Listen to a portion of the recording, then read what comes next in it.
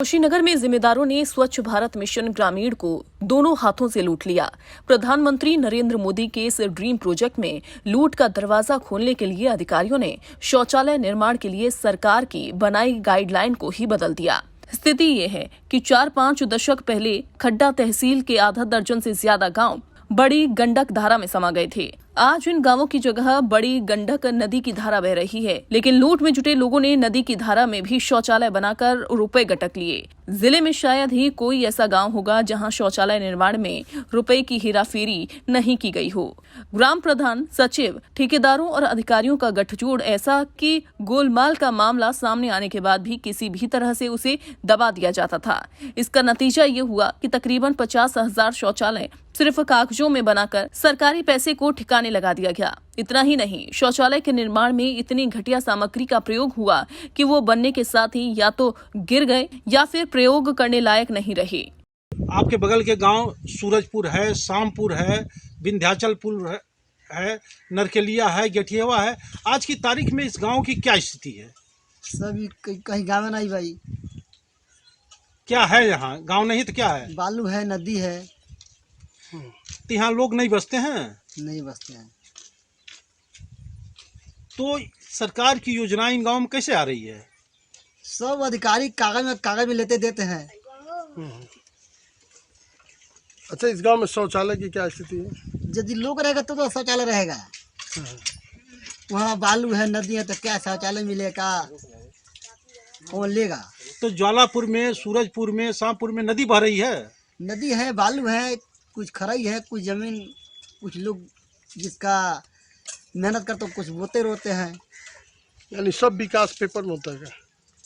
हाँ, तो विकास कागज कराती है, कागज लेती देती है। वहाँ तो लोग है नहीं, लोगों को लाभ नहीं मिलता है। लोग जो है कहते हैं कहीं दूरी लोग छिटा के सब अलग अलग चली गई। हाँ, कौन किस गांव में है पता नहीं है। नहीं है, कौन किधर चला गया। ये बताइए, शामपुर और सूरजपुर गांव की क्या स्थिति आज कहाँ है? सब नदी में है, कट गया है। इस गांव में, इन गांवों में, सूरजपुर और शामपुर में कोई आदमी बसता कोई है? नहीं है, एक का घर भी नहीं है वहाँ पर। अच्छा, ये विंध्याचलपुर की क्या स्थिति है? विनाशलोपुर में घर नहीं है, गांव कट गया है। गांव कट गया। और ज्वालापुर की क्या स्थिति है? जौलपुर में एक घर नहीं है।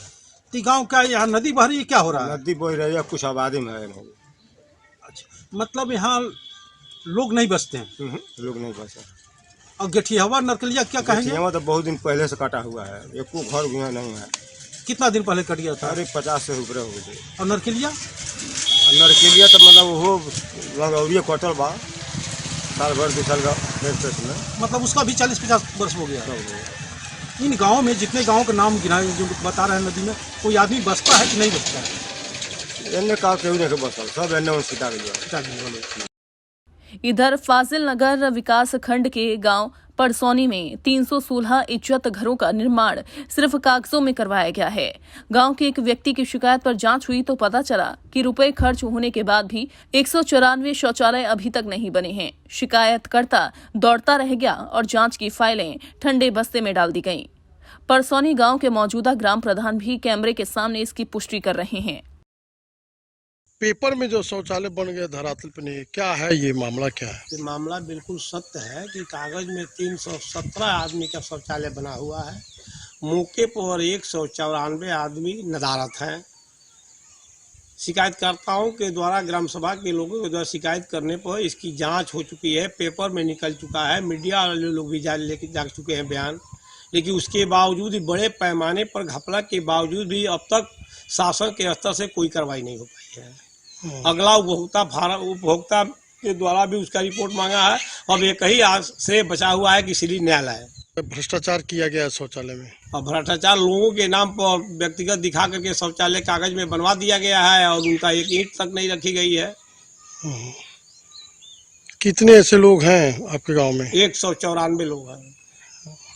क्या इसका अपर जिला अधिकारी कृषि महोदय द्वारा इसका जांच भी किया गया है, पेपर में भी निकला हुआ है। उसके बाद सीडीओ मैडम के वहाँ से 3 बार जांच हो चुका है। अपर जिला अधिकारी जो जांच किए थे उसमें 1-2 की पुष्टि हो पाई थी, लोग कार्य में व्यस्त नहीं पहुँच पाए थे। लेकिन बाकी जो 92 आदमी बचे थे, तो सीडीओ मैडम के वहाँ से जो आए थे लोग जाँच करने के लिए, 194 की पुष्टि हो चुकी है। लेकिन अब तक कोई प्रक्रिया नहीं हुआ। शिकायत ये हमने किया है कि शौचालय हम लोग का बना ही नहीं है। हमने वो प्रधान से कहा जब नया प्रधान हुआ तो उसका पैसा वो पुराने प्रधान उठा लिए और पैसा उठाने के बाद कह रहे हैं पैसा हम लोग का नहीं मिल रहा है। नहीं, हम कितने लोग शौचालय की बना है? 316 था। 316 में 194 शौचालय धरातल पर ही नहीं है इस समय। जो बना है वो भी कोई अधूरा है, कोई किसी का दीवार गिरा है तो किसी का कुछ गिरा है, ऐसे हुआ है। काहे नहीं बनल, का भइल बा? उठा लानी जा प्रधान जी। कौन प्रधान जी के? प्रदुमन अच्छा, कुछ नहीं प्रधान जी से? नहीं हाँ, का कहता ना? कहता नहीं कि बोनी बाकी बनौले नहीं उठा ला। वहीं खड्डा तहसील के सिसवा गोपाल गांव में भी शौचालय निर्माण में भारी गोलमाल है। गांव के ग्राम प्रधान प्रतिनिधि इसकी पुष्टि तो करते हैं, लेकिन कैमरे के सामने आने से बचना चाह रहे हैं। साल 2019 में धन निकाल लिए जाने के बाद भी शौचालय नहीं बनने के आरोप में दुदही विकास खंड के तत्कालीन एडीओ पंचायत रामविलास ने गौरी श्री राम, अमवा खास, विशुन बरियापट्टी, चाफ, बैकुंठपुर के तत्कालीन ग्राम प्रधानों और पंचायत सचिव पर 3 करोड़ रुपए से ज्यादा गोलमाल का एफआईआर विशनपुरा थाने में दर्ज करवाई थी। पुलिस ने इस पर कोई कार्रवाई नहीं की और फाइनल रिपोर्ट लगा दी, जबकि शौचालय आज भी नहीं बने हैं। गौरी श्री राम के मौजूदा ग्राम प्रधान शौचालयों के नहीं बनने की पुष्टि भी कैमरे के सामने कर रहे हैं। बता दें कि दुदही विकास खंड के गौरी श्री राम गाँव में 1200 से ज्यादा शौचालय स्वीकृत हुए थे। 2019 में सभी शौचालयों का धन निकाल लिया गया, लेकिन 800 शौचालय आज भी नहीं बने हैं। तो शौचालय गबन का मामला था, क्या था ये मामला? ये हमारे पूर्व में जो प्रधान थे उन्होंने शौचालय 1246 लगभग आया था और उसमें पूरा नहीं बना, उसमें मुकदमा भी दर्ज हुआ। क्या कार्रवाई हुई यह पता नहीं लगा। और शौचालय बने कि नहीं बने? नहीं बने, उसी तरह से दबा रह गया वो। जनपद अगर कुशीनगर की बात करें तो आपके जनपद कुशीनगर में अभी तक 2014 से अब तक लगभग 4,49,000 टॉयलेट जो है व्यक्तिगत शौचालय अभी तक बन चुके हैं।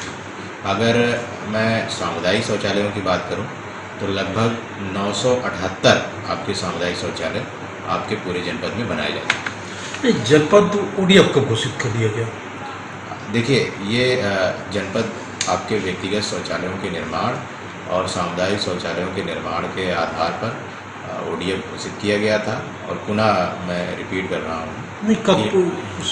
ये आपके वर्ष 2019 में ये जनपद ओडीएफ घोषित किया गया था। और तभी आरोप यह है कि लगभग 50,000 शौचालय केवल कागजों बना दिए गए हैं। वह भी वहाँ भी शौचालय बना दिए गए जहाँ जो गांव 50 साल पहले कट गया, जहाँ नदी बह रही है। क्या कहेंगे? अगर कोई स्पेसिफिक कोई ऐसी ग्राम पंचायत है जो संज्ञान में जहाँ पर शौचालय आवंटित थे और वहाँ नहीं बने हैं, आपकी तरफ से शिकायत प्राप्त होगी तो उसको जरूर जांच करके कार्रवाई करें। हम उनकी उन शौचालय की बात कर रहे हैं जिनका 50,000 था, जिनका भुगतान हो गया है। जी, वही मैं कह रहा हूँ कि अगर इस तरह की कोई प्रकरण संज्ञान में आता है तो जरूर जांच करके कार्रवाई करें। लाभार्थी खाते में पैसा नहीं दिया गया, केंद्र सरकार के गाइडलाइन को एबॉलिश कर दिया गया और सीधे ग्राम प्रधान और सेक्रेटरी उसको शौचालय का निर्माण कराएं। देखिए, इसमें मैं आपको अवगत कराना चाहूँगा कि जो भारत सरकार की तरफ से और उसके बाद उत्तर प्रदेश शासन की तरफ से जो शासनादेश जारी हुए हैं उसमें लाभार्थी के खाते में भी भेजने जाने की व्यवस्था है और ग्राम पंचायत द्वारा स्वयं निर्माण कराए जाने की भी व्यवस्थाएं हैं। दोनों व्यवस्थाएं मौजूद हैं और वर्तमान में जो पारदर्शिता के लिए हम लोग यही प्रयास कर रहे हैं और यही व्यवस्था अपना रहे हैं कि लाभार्थी के खाते में सीधे धनराशि भेजकर और लाभार्थी स्वयं अपने शौचालय का निर्माण। इस मद में भारी भरकम रकम होने के बाद भी जब अधिकारियों कर्मचारियों को कमाई का कोई जरिया नजर नहीं आया तो गाइडलाइन को ही बदल दिया गया। अधिकारियों की शह पर लाभार्थियों को 2 किस्तों में चेक न देकर सचिव और ग्राम प्रधान सीधे खुद पैसे निकालकर खर्च करने लगे। इसका हश्र ये हुआ कि कमाई का ऐसा दरवाजा खुल गया कि ग्राम प्रधान से लेकर इस योजना से जुड़े अधिकारी कर्मचारी मालामाल हो गए और एक बड़े उद्देश्य को लेकर शुरू हुआ स्वच्छ भारत मिशन कुशीनगर में औंधे मुंह गिर गया। कुशीनगर से ब्यूरो प्रदीप आनंद श्रीवास्तव की रिपोर्ट।